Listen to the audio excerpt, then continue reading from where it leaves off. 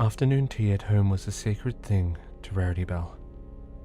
A moment of civility, reflection, and a much-needed break from the inevitable workload, brought on by being Ponyville's #1 source of haute couture. Whilst not as ritualized as the intriguingly exotic tea ceremonies she had heard of in Napon, there were still steps, order, and routine. Something her guest didn't seem to care much for. And then Philomena burst into flames. It may have, freaked out a bit. Twilight cringed at the memory. Absent-mindedly nibbling on a fifth French fancy she'd artfully grabbed from the tray, its crumbs littering her lavender fur and the white tablecloth equally. Her tea had yet to be poured. The overly large cup she'd brought, Rarity refused to even think the word mug, clashed hideously. And they'd not even begun with the customary light discourse about the weather. Even a single of these crimes would get one excised from Canterlot High Society.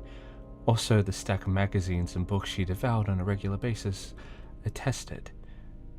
But the mare endured. Twilight may have been different, but she was her friend, and friends put up with faux pas like these. They'd recovered from worse, that disastrous fashion show being the latest. Honestly, despite wearing clothes as often as she did, you'd think some fashion sense would have rubbed off on their little group's erstwhile leader. Well, that's understandable, Twilight. How were you to know Princess Celestia's pet could rise from the ashes like some kind of phoenix? Her friend interjected, a bitter note in the husky voice. Tea was sipped. Cup and saucer were slowly lowered within the icy blue aura, protocol remaining important as always. Twilight, darling. A slight tick was all the sign she needed to lower her pitch. The poor dear was ever so sensitive to sound. You are one of the smartest creatures I've ever had the pleasure of knowing. Yet even so, one can't specialize in every field of study now. Can they? Good-natured grumbling from her guest signified that yes, one should darn well be able to know everything there was, especially when a certain someone had read every book in Celestia's personal library 2 times over. Such was the curse of the scholar, Rarity supposed. A never-ending thirst for knowledge and drab clothing. It wasn't that she had any particular issue with Twilight's outfit per se, it was merely how bland it was, and the color, and the material. Oh, and that she had 10 identical versions of it. Okay, so it was a lie. She, Rarity Belle, Princess of Fabulosity, had a distinctive issue with her friend's clothes.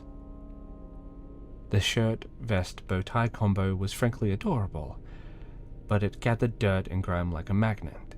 Wool and fur had never been a good mixture historically, but then add Twilight's thicker than average coat, and you had a recipe for disaster. Washline must have been working his hooves to the bone trying to remove all of the stains his #1 client picked up daily. Tuition under the princess had obviously never broached the subject of avoiding errant piles of earth and grass if her current state indicated anything. Then there was the skirt. Leather was a tricky subject in Equestria. Ancient griffins had first discovered the means of tanning hides as a way to utilize every scrap of their kills and gain a strong, durable resource to work with. This was understandable in a abstract sense. Primitive times led to primitive answers. The problem was that it never stopped. Cattle may have been something of a minority within pony-held lands, but no one liked to think of a friend or neighbor being worn as a pair of boots. Harsh words, saber rattling, even a personal tete-a-tete between King Gato and Princess Celestia had led to a workable, if distasteful, compromise.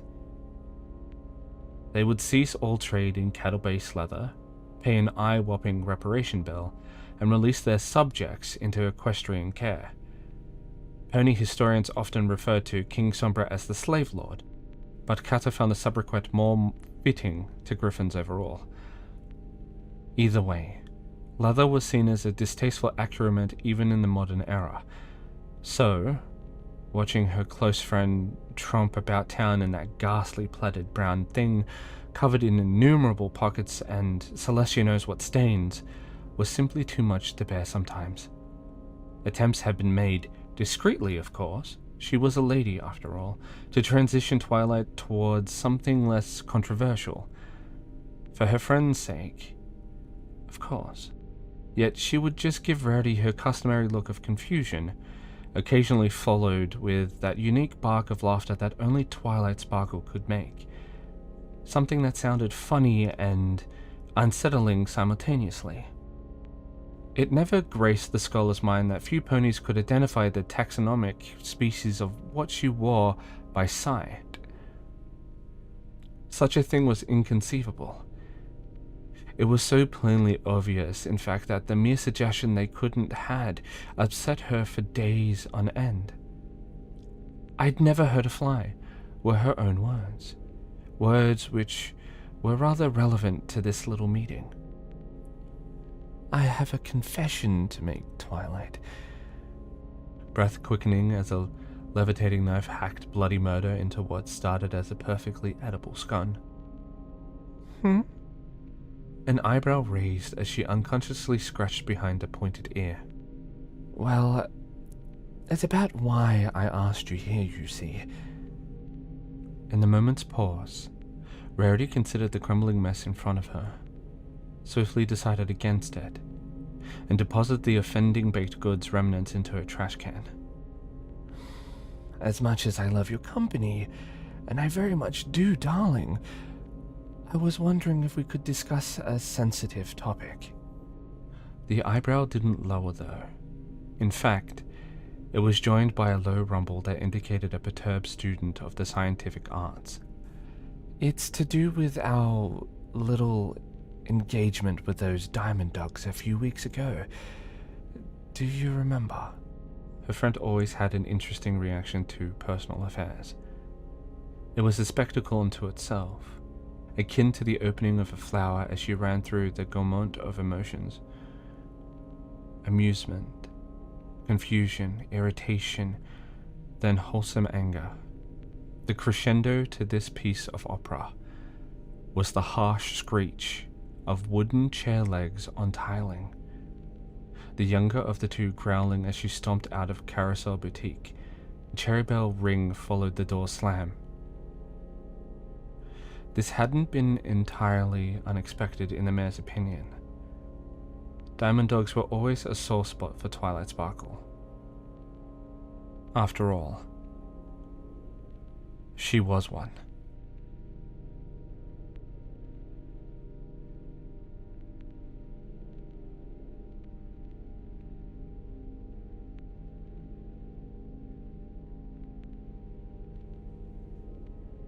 How had it gone so wrong? Pride, she guessed. Perhaps greed as well. Turning down her friend's offer to help to gem mine has been foolish in hindsight. She was an independent young mare after all. But there had been rumors, disappearances, bones. Silly little Rarity though. Always the prima donna on life's stage. She was an element of harmony. Who would dare attack her? Forgetting that little over half a year ago, she'd just been some no-name seamstress in a poky little town. Taking a leaf from Applejack, she could admit painfully that's still what she was. Sapphire Shores had been her chance to make a name for herself, but make it big, flashy. Rarity. Sparkling from the biggest stage with the biggest pop star of all time. Now here she was, in a hole, tied up and ready to be to be...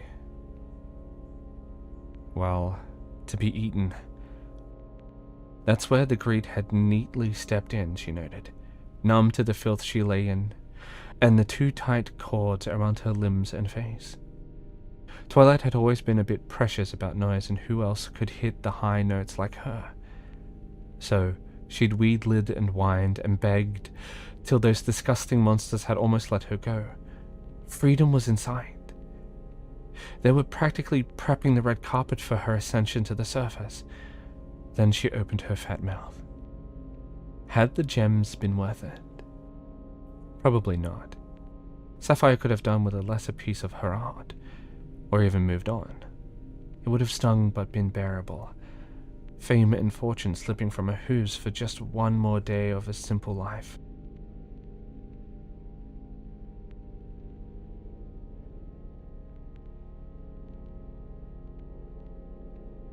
On quiet days, when her mind would circle towards the morbid, she'd imagined her death. It would have been something dramatic and poetic, like a play from the founding era. There would be tears in the thousands, a sense of great loss for a genius departing to the heavens. All her tears had long dried up though. The only thing that remained was failure. Her failure. A faint rumble echoed throughout the caves, soft earth shivering beneath her. Had those beasts begun to dig once more? Maybe they decided to simply leave and let the whiny pony shrivel and wither away in the dark. Hunger and thirst laying claim to tender flesh instead of sharpening fangs and rumbling bellies. Wait there. It was a familiar sound. Barely on the edge of perception, lurking beneath the rumbles. Magic, like a hoof on the edge of a wet crystal goblet almost. Harmonious yet unsettling. A keen hum of power. When she'd first heard it all those months ago, revolution had been her response. Shamefully. A unicorn's casting was familiar, a comforting sound to all those who had grown in such a household. This had been new, alien, bizarre. A kind of uncanny wrongness in its existence, mocking all that was good and noble in the horn of a unicorn. Yet she'd grown. None of it was a welcoming presence. It was a sign that a dear friend was nearby. Despite the cords around her body and the numbness in her soul, Rarity Belle couldn't help but smile. Twilight Sparkle had arrived.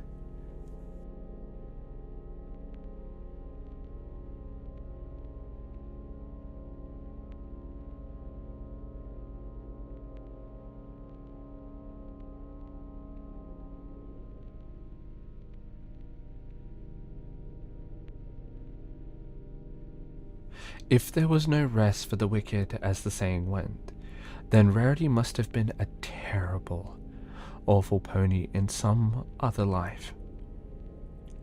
Business had been booming thanks to the upcoming Grand Galloping Gala. Exclusive it may have been, but that didn't stop the middle classes from throwing their imitation bacchanals.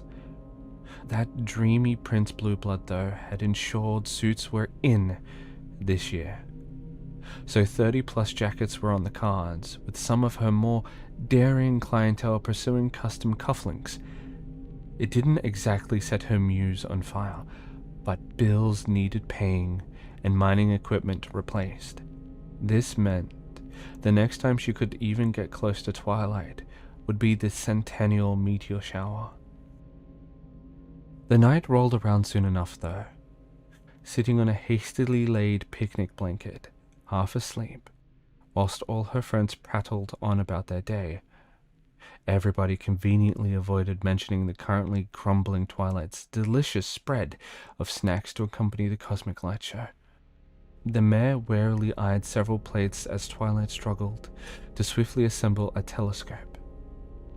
peanut butter wasn't forbidden in her latest diet, but the sheer amount of it was daunting.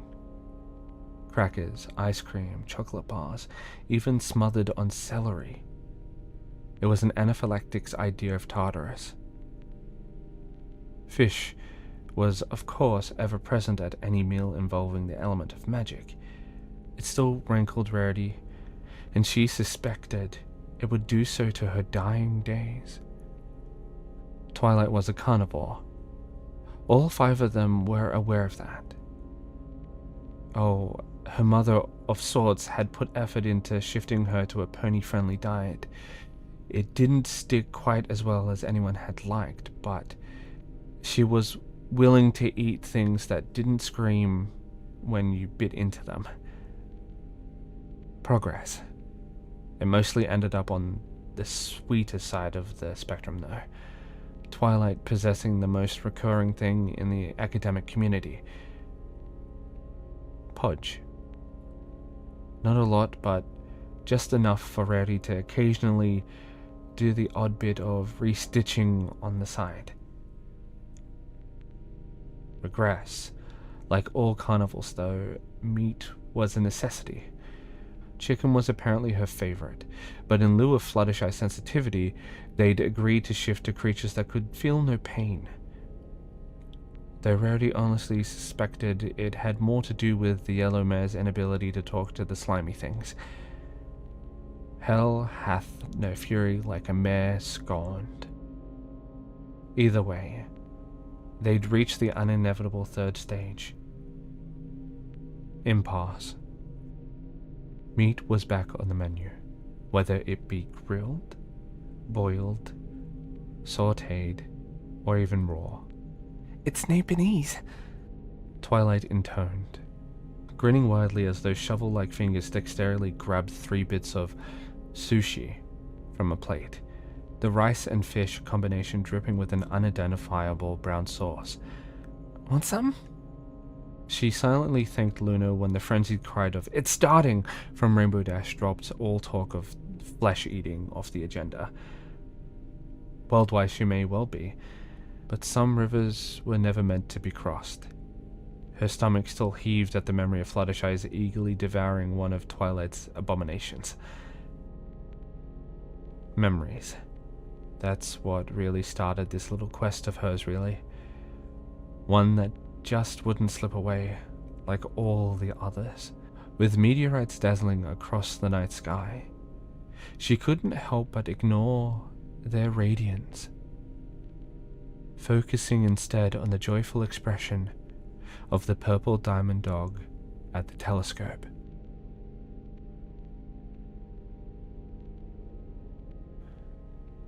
Blood.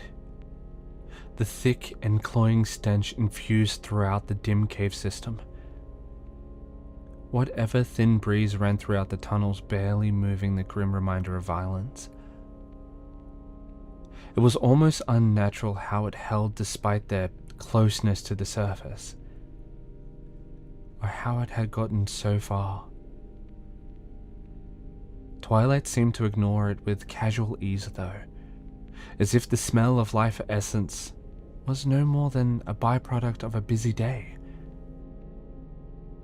They're not dead, are they? She found herself asking for the 5th time, her voice cracking. Despite her protestations, the bruised and shaken Rarity found herself in Twilight's arms. The mare held firmly but gently in already scrubbing paws to her friend's chest, dirt and gore caking the diamond dog's nails. It was a thing that often slipped her mind, despite Twilight's bookish nature and childlike deference to authority. The beast was well over 6 feet in height and could easily toss their little friend group about like ragdolls. No, they wish they were when they wake up. Twilight snarled, a look in her eye that Rarity had never seen before. Something wild and untamed. What about the light contusion to the skull? I aimed low enough. Or the soil compacted tight enough just to break his ribs in a pre-patterned manner. No shards. Oh. Then there was silence. The kind that made a mare think a bit too much about what she'd seen. But the one with the legs, I'm sure legs aren't meant to go that way. Rarity. Silence resumed. The air tense and still thick with that diabolical smell. She attempted to tune it out, focusing on the steady crunch of hastily dug earth beneath Twilight's paws, or her gentle heartbeat. It didn't work. Twilight? What?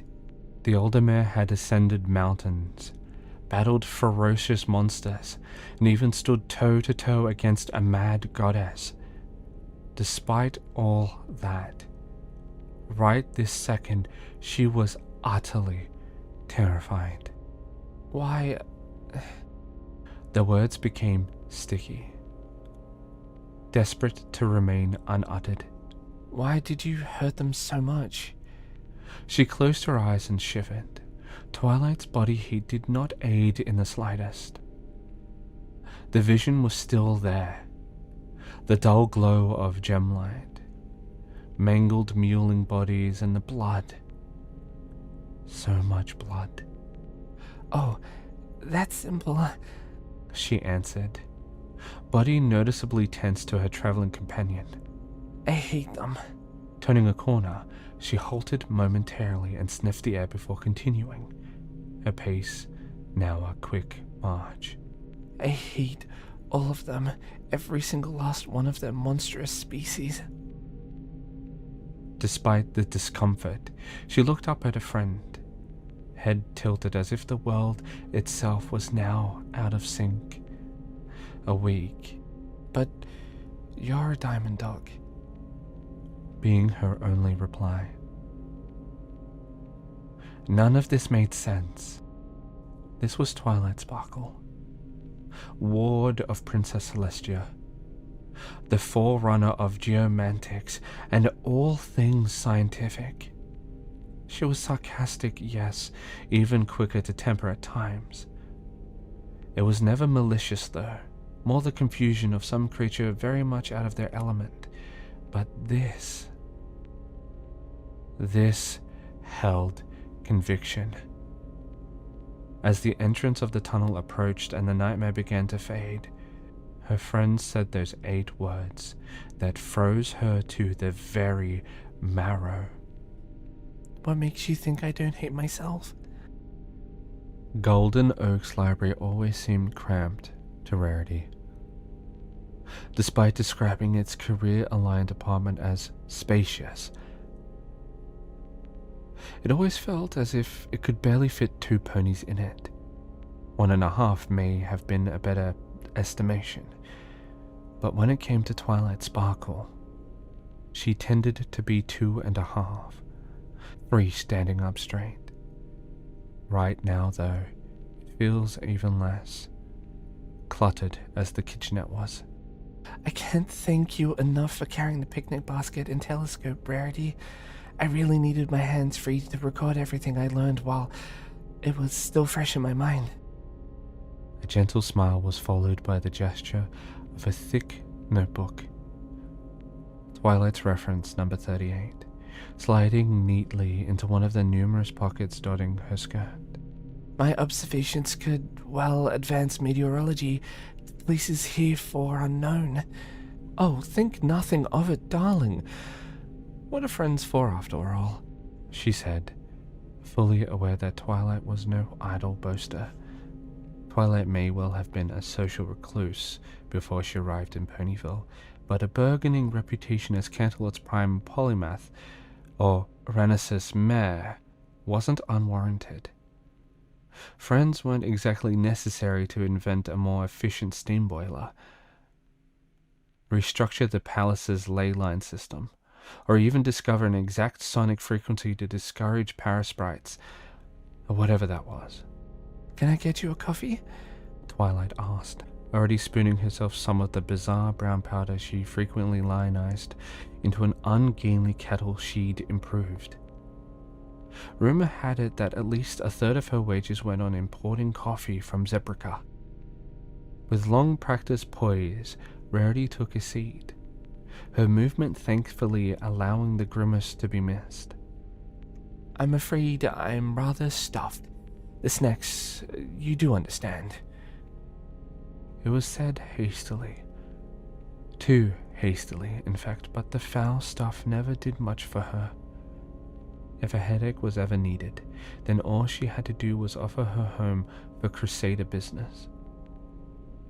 The purple canine let out a surprisingly demiurge giggle as she began the arduous process of bringing life to her stove.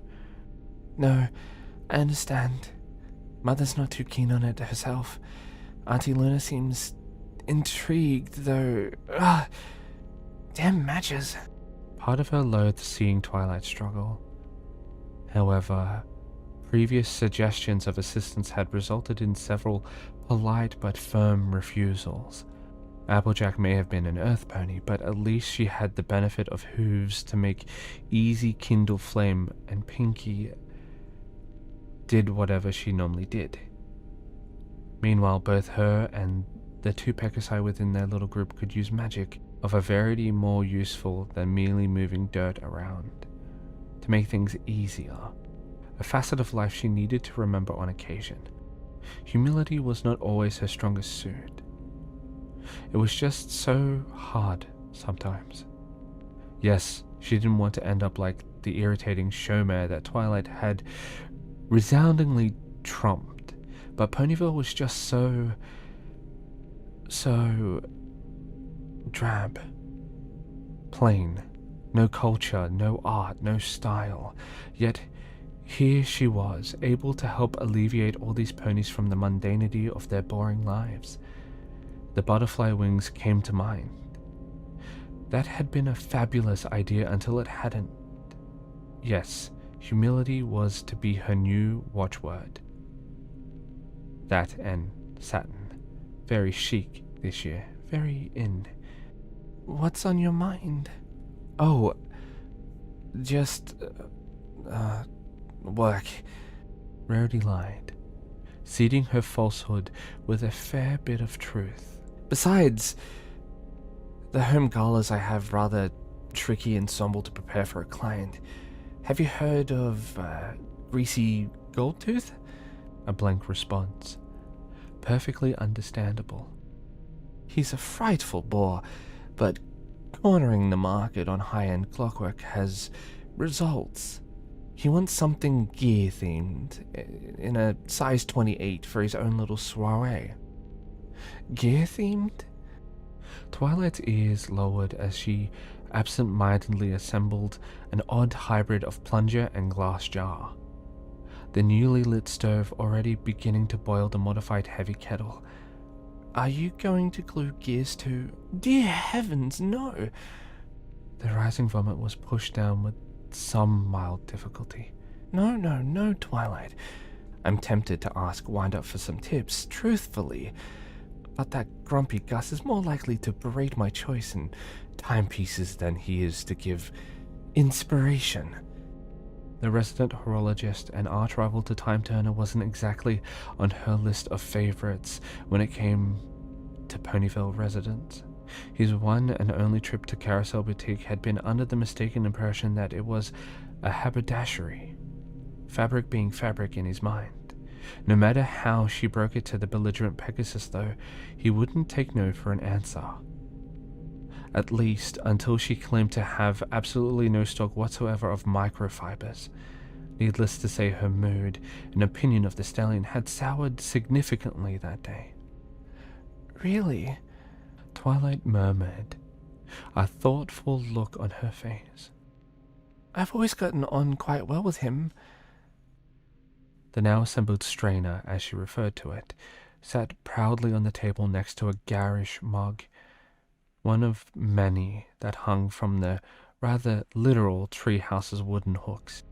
Wait, A sudden rhythmic movement from the back of her dress, followed by an ear-widening grin, told Rarity something was afoot in the scholar's mind. Her eyes did only ever light up in that certain special way when she was firing on all cylinders. Apprehensiveness won out over blind trust. "Now, friendship problem," she squealed, giddily dancing on the spot. "This is great. Normally I have to find them in our day-to-day lives, but if I can store them, why, the efficiency savings alone would be unbearable." Twilight, darling, I don't think friendship works that way. It all seems a bit cold and impersonal. Ears moved. A wagging tail slowed, and the kitchenette suddenly ceased having 4 ponies in its warm embrace. "I suppose you're right," she said, slumping into the table's pony-sized chair with practiced caution. Furniture and furnishings were an ever-present problem for the Diamond Dog. Her custom pieces from home were still stuck in the bureaucratic nightmare that was palace paperwork. Quills and sofas considered her a godsend, however. Snake-like hissing from the stovetop heralded a sudden new routine. One rich rarity found fascinating in its sheer brutality and machine-minded focus. With little fanfare or presentation, Twilight simply rose, poured the kettle and its boiled water coffee mixture, donning a thick tea glove to avoid burns, into her strainer, placed a single finger onto the hand at the top, exerted a small amount of pressure, and the wonder of wonders, coffee appeared. Or at least a bitter, soil-like substance that called itself coffee. The few bits of literature she had read on the subject had made it sound exotic, with deep and subtle flavors. Surely this muck wasn't the same. An irritating buzz had been perhaps the only positive thing the horrible experience of her last Twilight tea party. Girding herself, the fashionista realized she had been swayed from her task. Enough dilly-dallying. It was time to grab the Minotaur by the horns, as her father would say. Whether that was a legitimate hoofball term, or some idle specious comment she couldn't comment on, but it did seem appropriate for the moment. Twilight. It was now or never. "I need to ask you something." With a pounding heart, she waited, each second worse than her junior fashion shows. That moment of expectation that something, no, anything could go wrong at any moment. The judges were absent here though, only a friend deeply absorbed in her mug full of burnt bean water. "Yes?" came the equal response. Her drink half empty whilst brown liquid faintly stained a normally purple muzzle. "Some time ago..." "Yes?" "You said..." You said you hated yourself. I understand if you don't want to talk about the Diamond Dogs. I truly do." Her breath hitched. "I still get nightmares on occasion. I'm your friend, though I refuse to sit idly by whilst you flagellate yourself. So please, Twilight, please, help me understand." There was no flower this time, no concerto, merely the white-knuckled grasp of a creature who'd rocketed straight from calm to furious in 2 seconds flat, sharp fangs now on display. For the briefest of seconds, she'd forever swore she saw Nightmare Moon in that face, all bitter rage and malevolence, before Twilight shifted, bolting up from the table. "Understand?" She growled, her fists balled tightly. "Oh, you want to understand, do you?" Despite her pads being soft as snow, each step rang out like a thunderbolt. Wood resonated as she slowly crept closer, Huge paws now reached out to gently grasp Rarity's skull. Loyalty may not have been the mare's element, but she trusted her friend implicitly. Nonetheless, her stomach was urging to vomit itself. Look at me, Rarity. Twilight snapped, holding her friend's head steadily as a jaw full of razor-sharp enamel slowly came to display, a void of painful death mere inches from the alabaster mare. It was something primal, instinctual, but she couldn't help but trying to turn away. She needed to escape, the terror in her system a kneeling wail of every ancestor caught in the maw of a predator.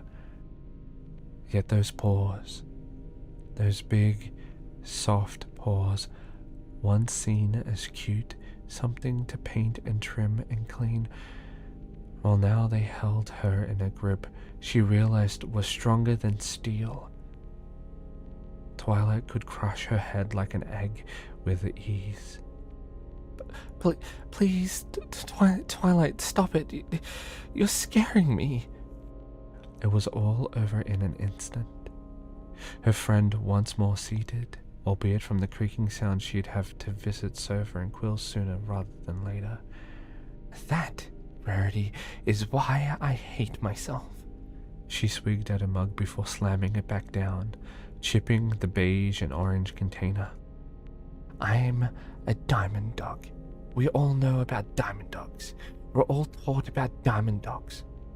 Savages, monsters, pony eaters. Foals are told to be good, or else a diamond dog will drag you under and gobble you up. The fashionista blanched, memories flooding in of telling Sweetie Belle such a tale herself. It had been for her sister's benefit. Late nights didn't suit a lady of such young years. She never in her life expected to be sitting next to the boogeyman one day, though. By all rights, I should be amongst them. Another animal in a pack of animals, lurking on the edges of equestrian society, waiting for the weak and the stupid. Yet here I am. She roared, slamming the mug once more, cracked spiderwebbing in the ceramic. Adopted daughter of Celestia. Slam. Highest marks in Massachusetts Institute of Technology. Slam. 25 patents, medical, industry, and arcane, all sold nationwide. Slam. The giggle that came next set Rarity's fur on edge, whilst tears began to slowly fall from her friend's deep purple eyes. Did you know? Did you know that in all those magazines, all those articles they wrote about me, they never say what I am? Her body may have been telling her to run, but Rarity knew what her friend needed. She didn't back down if she could help it, and she wouldn't start now. Twilight. A snowy hoof slid across the table. The sensation of fur brief before its owner snatched the paw away, cradling it to her chest like a grievous wound. Even here in Ponyville, she murmured, sniffling as she wiped at red and puffy eyes. I walk the streets and every pony greets me with a smile, but I can see it in their faces. They're scared. Staring deep into the damaged mug, she let out a shaky sigh. I want to believe in friendship, I really do, Rarity. But it's so hard, knowing that everybody thinks you'll snap and hurt them. Nap them. Even. Rarity wasn't quite sure how she made it to her friend so quickly, or even how she had jumped high enough to envelop her in a tight embrace, yet it didn't matter. Twilight needed her, and here she was. Please don't say it. Don't say it, please. She begged. An awful shudder raked the Bisha's body. Even eat them. There was a totality to it now. A change in the air. Something had broken, but what it was neither of them could quite say. Can you get off me now, please, Rarity? I'd like to be alone, if that's okay with you.